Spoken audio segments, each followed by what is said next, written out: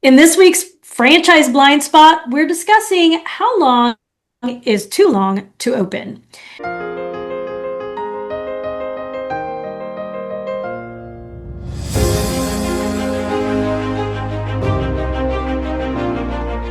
Each week that we host a Franchise Blind Spot, we get together experts from various business disciplines throughout franchising, and we all weigh in on a particular topic that we have encountered in dealing with other members of the franchise community. Now, often these issues come about because people are making decisions and implementing a lot of things very quickly, as many brands do, because there's a lot of working pieces. And we're always doing it with the best of intentions, usually trying to solve a problem or make things run more efficiently. But if we don't understand all of the areas of business that one decision could impact, we often find negative ripple effects that have unintended consequences that can create more problems or more work for us in the long run. And that's what we're here to prevent through our discussions. So today we're talking about how long is too long to open. And in that, we're talking about the time from signing a franchise agreement to actually opening for business. There's lots of perspectives on this, from the franchisor's perspective to the franchisee's perspective. And as always, our episode this week was inspired by something we encountered in the field. And so what are some of the things that we're seeing right now? And Alexis, I'm going to go to you first because you deal with this time frame. This is where your kind of bread and butter is as a supplier, from the time a franchisee signs an agreement to opening. So I'd love to just know your initial thoughts on this, and go ahead and introduce yourself and your company as well. Yeah, so Alexis Norby with Catalyst Group, our whole purpose is to get locations, more of them, open faster, because this is a common hiccup that we see brands face all the time.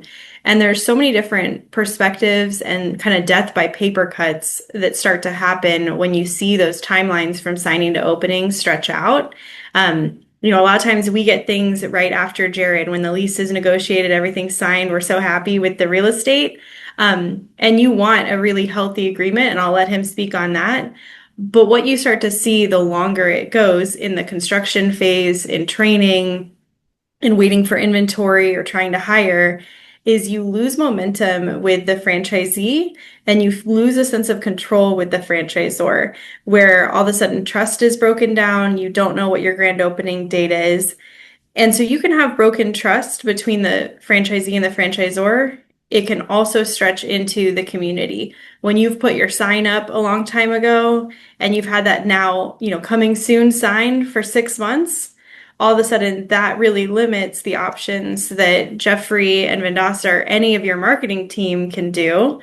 And we see it just derail the entire lifetime of the agreement. You might think that it only happens and it's solved after opening day, if you can just get to opening day. But when that trust is broken between the franchisee and the franchisor, or them with the contractor, or them with the general public, that's really hard to rebuild, and it puts them in the hole on day one. Yeah, a lot of things were coming to mind as you were talking about that broken trust. And I think that comes from so many different places. And one of the things that I know, it has to be frustrating for franchisors who are looking at this and they want to open up locations faster because that helps the brand grow, and they're not going to be making any royalties until that unit is open, operating, and bringing in revenue. But many times I think the franchisor can feel like it's outside their control because the franchisee isn't finding a spot soon enough, or the franchisee isn't getting their contractor or their permits. So a lot of times, if you don't have the right person in that seat at the franchisor level to drive that and to hold people accountable, but also to educate, because these people have never done this before, a lot of them. So they need a lot of expectations as this needs to be done by this date, and then the education to know how to get it done by that date. That would solve a lot of the franchisors' frustrations, I believe. But to your point, the franchisee, they're kind of in this big limbo. And as human nature, the most fearful thing for us as humans is uncertainty. Yeah. And when people sign a franchise agreement, they're very certain that they're going to open, and they are certain about the time frame because it was included in the sales pitch. And when that starts to degrade and we start to get into the land of uncertainty, it spreads not just for when am I going to open, but did I make the right decision? Did I sign up with the wrong brand? What other promises aren't going to be upheld? Does this mean I won't even be successful? Now I am embarrassed because I've told my friends and family that I'm opening, and we're not opening. Maybe I quit my job expecting to open, and now I don't have that income coming in, and now I'm worried about my finances. And so that's where I see like all of our specialties really intersect in this one issue. Richard, I know you've got to go early today too, but I would love to toss it to you on that financing side because obviously being slow to open could really, really affect the franchisee's capital and ability to be successful once they are open. Everyone knows this. Time kills deals.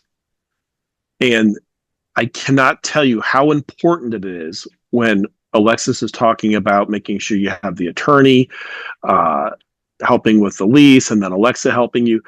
And then if you lose trust either with the contractor or the community, all those things. But I will tell you what is deadly is if the underwriter starts losing confidence in the transaction. Mm-hmm. So franchisee, is doing everything they can, but all of a sudden the closing gets delayed. I have a situation right now. I was approved to close August of 2015 for a build out in California for $1.6 million. It was not a franchise, but it was a coffee pastry shop. We still have not closed. I think you meant 2025. You said 2015. 2025. Sorry. Okay. I was like, that's the slowest open I've ever heard of. Okay. Thank you for correcting me. 2025. We were supposed to close. My closing department wanted to close August 6, 2025. And we are still not closed yet. Now, part of it's with California and the municipal, it's in Los Angeles and permits and all these things. But I will tell you whosever fault it is, what happens is underwriting has underwritten this against a certain numbers. And then so if it extends beyond what is expected, this could affect what our client, the franchisees, personal cash situation is, cash flow, cash, all these things. And they get updated in underwriting. We don't just say, okay, well, it was ready to close August of last year. We're not going to worry about it. We'll just close whenever it closes without checking to see if the client's still financially in the same situation. There are so many things that can happen. Underwriting can change. All of a sudden, maybe the guidelines with SBA change. I mean, the longer you take to close, the more risk there is. And the biggest risk is if all of a sudden your approved loan is no longer approved. And now you're really in big trouble. So that is a cautionary tale that you definitely do not want to let this go too long. And I understand lots of times that it's out of the client's control. So my friend, well, it's not a franchisee, my borrower, my business owner, she doesn't have a control over it, but it still doesn't matter. We never know if a change occurs with SBA underwriting or if her financial situation changes where she doesn't quite have the post-closing liquidity that we were looking for originally. Maybe she doesn't have that because she was counting on that business being open by now, and it's affected her post-closing liquidity. Yeah, I think that those are things that while the franchisor, who maybe the founder might be kind of aware of, you might have someone in the seat who is running the construction process or running the process between signing an agreement to open, who may not be fully aware of the financing process and that risk. They may believe, well, we have the loan approved, so nothing can interrupt it now. And that's something that we need to make sure that everyone who's on the team that's involved in the process from signing signing to open is aware that there are these collateral consequences. So I think that's a really great example of a blind spot, right? Where we could say, oh, we're just focusing on the construction, we're focusing on the inventory purchases, but we missed out the fact that there's an underwriter out there who may not be interested in this any longer. I'm sorry, real quick. This is a perfect example. In this case study that's actually happening right now, knock on wood, we're still good to go. But we have two great features that allow us to keep this moving forward. The attorney who wrote the lease for our client made sure that she is not supposed to start making payments until after she's not only CO'd but open for business. Otherwise, can you imagine? She would be making payments for 9 months now on a location that's not even open. So you must use an excellent attorney for that. Secondly, we have a great design team on this also. So, you want to have something like Catalyst and our attorney here, doing these projects, because if you get somebody who, well, I'm also an interior designer and I can help you with your build out, or I'm an attorney, I can help you with your lease. I am telling you, I've seen disasters. I'm not going to go through them right now, but you must be working with a professional who specifically works in franchise work. Well, Richard, I think you set that up perfectly. We're going to toss it over to Jared to talk about the real estate piece and getting that lease signed, and how does that factor in? Yeah. So Jared Moss with J Moss Law, do a lot of work with commercial leasing across the country for franchises. And yeah, again, another party to the table that often gets left out is the landlord, right? So, delay in opening can frustrate relationships with the landlord in the sense of, missed payments or missed expectations. Another thing that's very common is a franchisor has a right under the lease to assume the lease. Well, what if now the landlord doesn't trust that franchisor and the franchisee doesn't open? Does that franchisor actually get the right to then come in and take over that lease if they've, messed up some expectations on opening? So things to consider for both parties.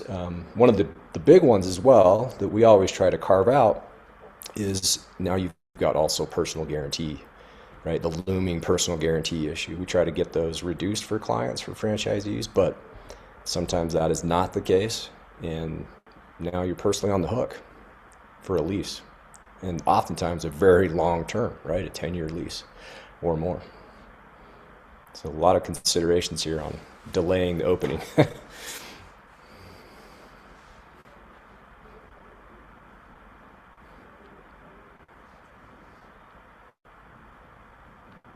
Yeah, I think that's all. That all goes to why, too, a lot of times we're talking about first-time business owners, first-time franchisees who have never had to negotiate a commercial lease. Maybe they've rented an apartment in the past, right? And they assume that renting a commercial space is the same. You go, you tour the space, they hand you a lease, you sign it, and you go on about your day. And there's so much that can be negotiated in there. And this is one of those, I guess, really vulnerable times for a franchisee, that having the right negotiation who understands, well, it may not go exactly as planned. So you might plan to open in 3 months, but it could take 9, and then had to pay. Like, I remember in our lease, the first time we signed one, which we didn't use an attorney in our first lease. And the franchisor required us to use an out-of-state real estate agent, who wasn't familiar with our area, who wasn't on site to meet our landlords and to talk. So luckily, I'm an attorney, so I know a little bit about reading contracts and could do some of that myself. But I think in our first location, we had 5 months of rent abatement, and luckily we were open at the end of our 3rd month after construction started. But if we hadn't have been, then that would have been a $3,000 a month payment coming out of our capital that we'd set aside. And I had quit my job in October thinking we were going to be open by November. We weren't open till February. So we were already working through the cash we had on hand, which I think goes to Richard's point and to your point, Jared, of some of those big risk factors. Well, in Yeah, April, I will say one of the things that I commonly see with Jared and the lease side that can cause a big lag is when not everyone's properly incentivized by that opening date. So one of the ways that you want to reduce that burden with the landlord is if they're going to be responsible for any portion of the build out, you don't want to be paying rent until their portion is complete. And sometimes those terms, I can see people get caught where the landlord says, okay, you pay rent on this day, and then they're responsible for construction and they're nowhere near done. And that is a lose-lose situation for everyone. yeah, and you've also got all the vendors as well, right? The subcontractors, et cetera, that are relying on, some of them take upfront payments, and then there's now a delay in opening, and right, like all of a sudden expectations and relationships start getting frustrated, which further just exacerbates the problem. So you want to stay the darling at the ball and move as quickly as you can. Another thing that often I see is that strained relationship between the franchisor and the franchisee. The longer you don't open, you are no longer the darling at the ball, right? Especially if the franchisor is very successful in signing franchise agreements, right? They're going to pay attention to the newbies. Unfortunately, it does happen. It's a pattern, and it's a blind spot. Yeah. Well, Jared mentioned how, other vendors can be caught in the mix because franchisees have to be moving forward as if they are on track to open, even though there might be these delays. And so that often includes other expenditures and other ways they're using their time that can be affected by this problem as well. So Carl, on the technology side, where are there some blind spots in regards to how this ripples out to your field? Yeah, I echo everything everyone's saying, and I'm now going to talk out of both sides of my mouth. As a managed services provider, we want as much lead time as possible from the time you place your order to the time the circuit gets installed, whether it's DSL, cable, fiber, whoever the provider is. If there's not already a connection there, there's build out and running wires and lines and everything else. And we're not talking lines and wires within a store, within a location. We're talking underground, under roads, under all sorts of existing buildings, et cetera. So we want enough lead time to make sure we meet your opening time. So that's great. The flip side is we want that time, but you want to make sure that once you're installed and the service is available for use, that it's being used and not sitting idle, because then you're paying for service that you're not really using. So if it takes 60 days to open, that's great. Place your orders for long lead time items, not just technology, to make sure that we meet that 60 days or the provider meets that time frame. Great. But if you get installed with a provider on the technology side in 30 days, we've met your time frame, but all of a sudden, if you're looking at another 2 or 3 or 4 months, our service is installed, whoever service is installed, you're paying for that service and you're not using it, not getting the true benefit from it. Now, the other side to that is now you have all this time that you can get to learn and understand and use all the different systems and technologies that you need, so that come time to open, you're focused on opening and running your business, not on learning how to use the POS, not on learning how to make sure that your customers can get onto the guest Wi-Fi, not looking at any of the back office systems and connecting with the brand.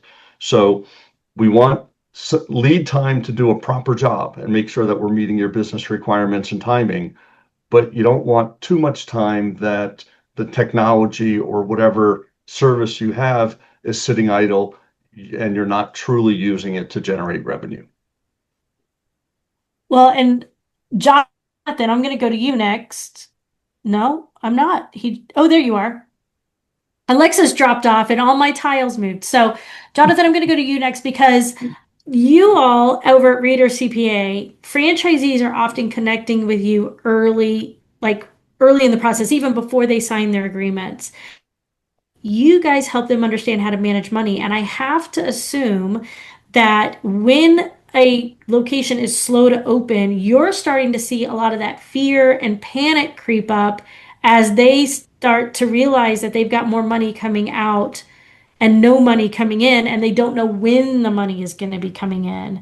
So, what are some of the things like that, or otherwise, that you're dealing with clients when they're experiencing a slow open?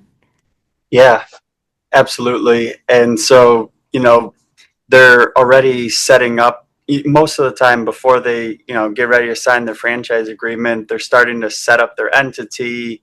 They're opening bank accounts. They're, maybe even setting up like their bookkeeping and, other services that they're going to start using. But, you know, I've seen it where I just talked to a prospect a few weeks ago, and it took her over 2 years, and during those 2 years, I don't think it was that she didn't know she needed to be filing annual returns, but there's little activity, but there's still returns that need to be filed. And even if it's a zero or whatever it might be, those need to be submitted. And, they start falling behind on their filings because they haven't opened, they don't have any cash flow coming in, and, expenses are going out, and it's just, hard on them. And, they've got this entity set up that, they haven't really got to do much with, but, there are things that it requires.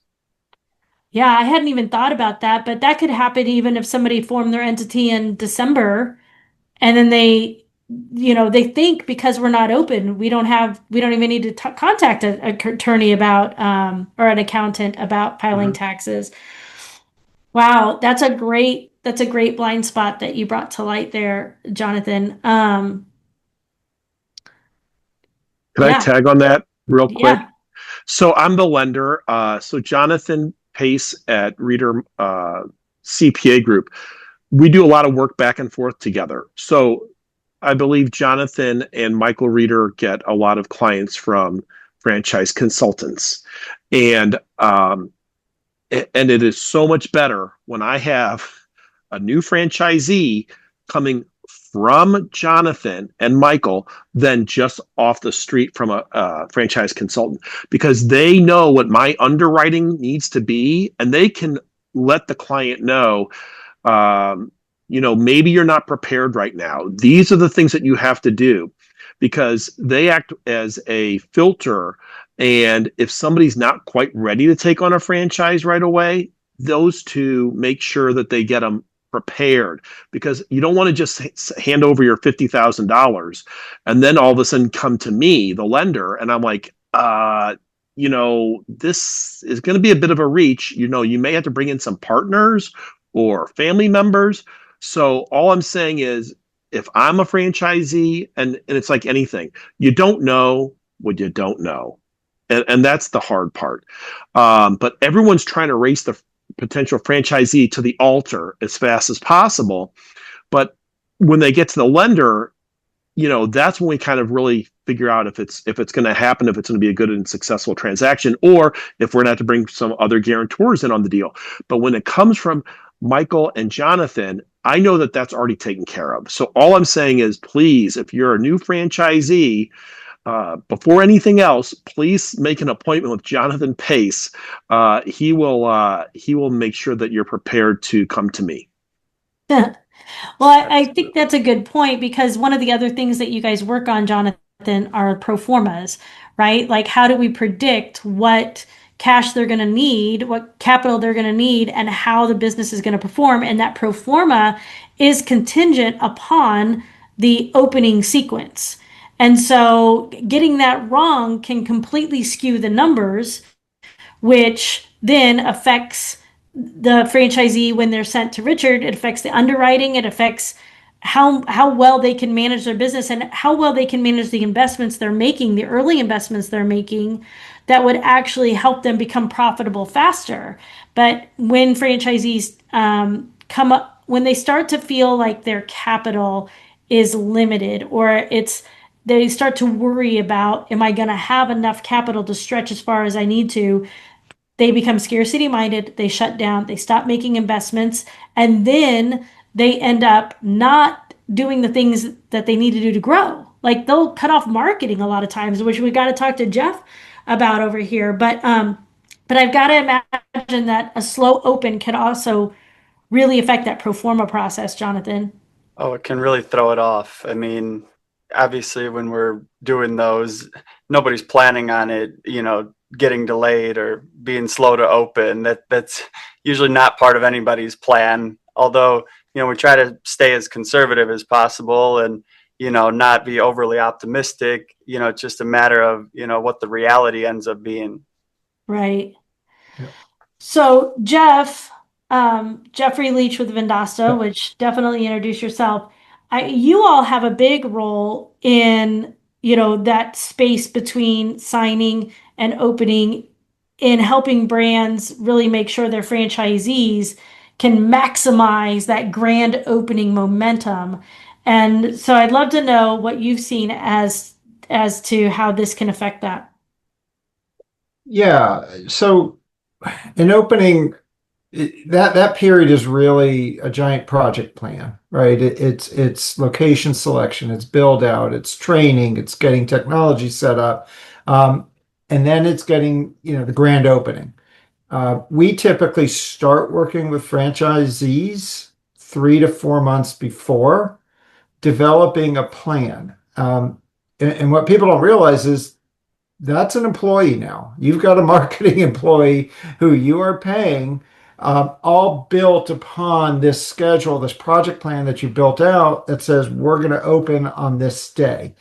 And each vertical is different. If you're a subscription-based business, like an Orange Theory, they need a certain level of critical mass before they're going to open their doors. And they're going to have a table outside their building that they're working on up until they get to their 300, 400 gym memberships. QSRs, usually they set in stone a grand opening date. Marketing is built around those dates. So you're now paying people, you're now paying for marketing, you've got money going out. And if you don't have money coming in, you're going to have a problem. And the longer that goes, the more problems you're going to have. So it's really predicated on building a good product plan, making sure that you're lockstep. You can be a little conservative, that's okay. But everything is predicated on that grand opening date. And so, we run ads, we get your listing syndicated so that everybody knows your address, phone number, website. We help with conversion, but all of that is really set in stone months before you open. So longer you go, it's just more money out of your pocket. Well, and I think the longer you go too, someone made the point earlier, but if you're advertising to the community, like, hey, we're gonna open and we're gonna open on this date, and then you don't open on that date. In fact, we had that happen here with a Popeyes locally, where we knew Popeyes was coming, and it was over a year before they opened.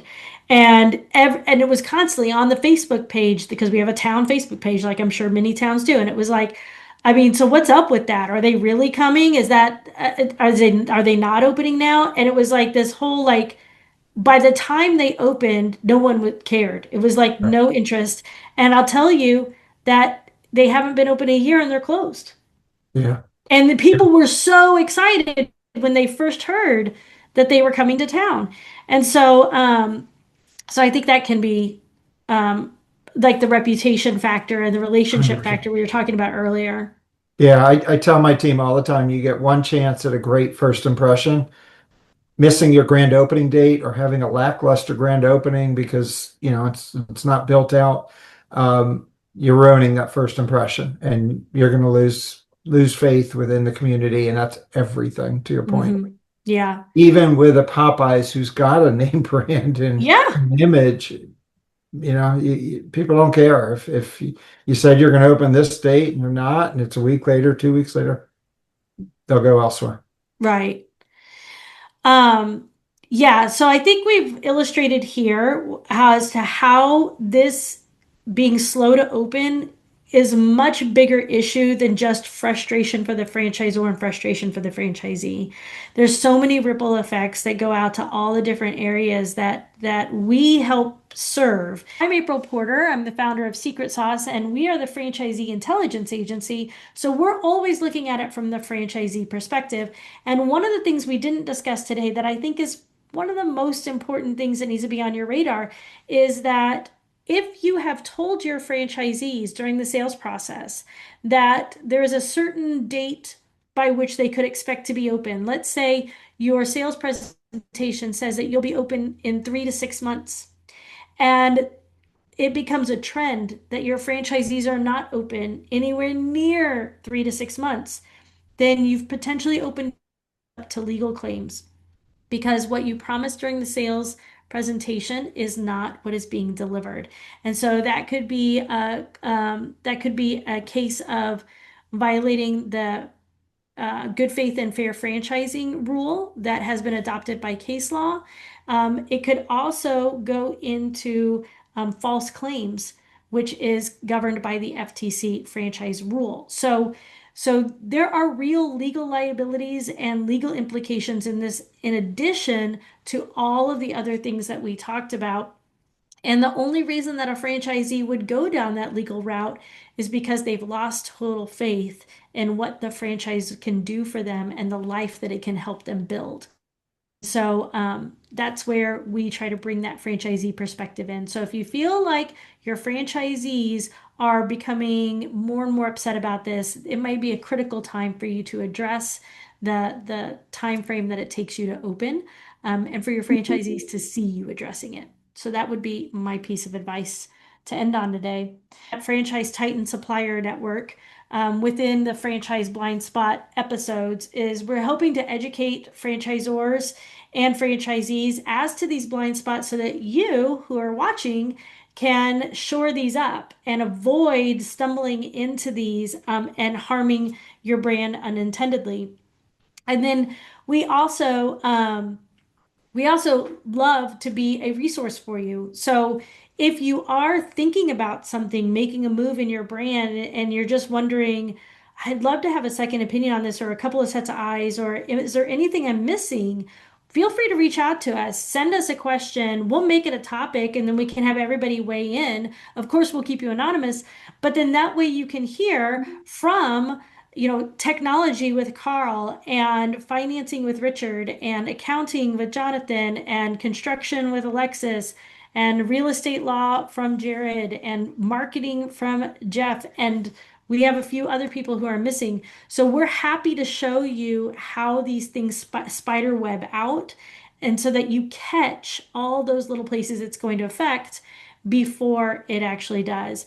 Well, thank you so much for joining us, and we hope that you got a lot of value out of this, and to see you next time.